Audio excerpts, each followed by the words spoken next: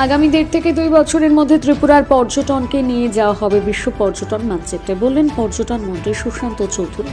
ত্রিপুরার পর্যটন শিল্পের বিকাশ ত্রিপুরা সরকারের অগ্রাধিকারের ক্ষেত্র। নতুন কর্মসংস্থানের সুযোগ সৃষ্টি করতে পর্যটন শিল্পের বিকাশে সরকার অগ্রাধিকার দিয়েছে। আগরতলা উজ্জয়ন্ত প্রসাদ তথা রাজবাড়ির জলাশয়ে রাজ্য বহিরাজ্যের পর্যটকদের বিনোদনের জন্য 10টি প্যাডেল বোট এবং 2টি অত্যাধুনিক শীততাপ নিয়ন্ত্রিত আরবানিয়া বাস পরিষেবার সূচনা করে ত্রিপুরার পর্যটন মন্ত্রী সুশান্ত চৌধুরী একথা বলেন।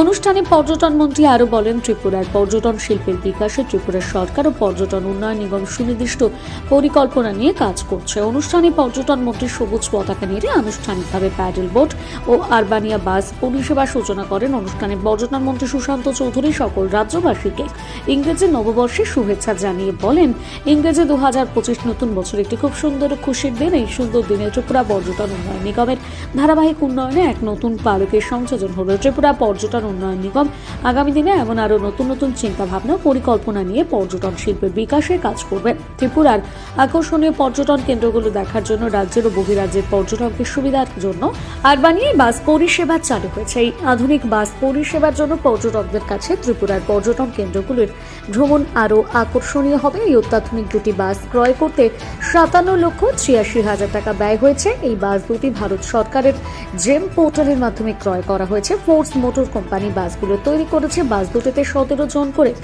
যাত্রী বসার ব্যবস্থা রয়েছে। ত্রিপুরার বিভিন্ন পর্যটন কেন্দ্রের জলাশয়গুলিতে নৌকা বিহারের জন্য 50টি অত্যাধুনিক বোট ক্রয় করা হয়েছে বলে পর্যটন মন্ত্রী সুশান্ত চৌধুরী জানিয়েছেন।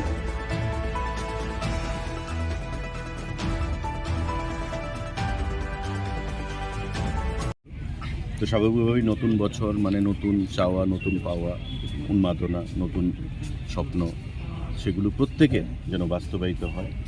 মার সকলের আশীর্বাদে, ত্রিপুরী সুন্দরীর আশীর্বাদে যেমন প্রত্যেকের জীবনে সুখ সমৃদ্ধি আনন্দের বার্তা বয়ে আনে। 2025-এর এই প্রথম দিনে আজকে এখানে দাঁড়িয়ে আমরা সেটাই আহ্বান জানাবো এবং কামনা করব যাতে এই বছরটা 25 সকলের ভালো কাটে, আমাদের রাজ্যকে নিয়ে যেন আমরা উন্নতির চরম শিখায় যেতে পারি, মানুষের স্বপ্ন যেন আমরা বাস্তবায়িত করতে পারি।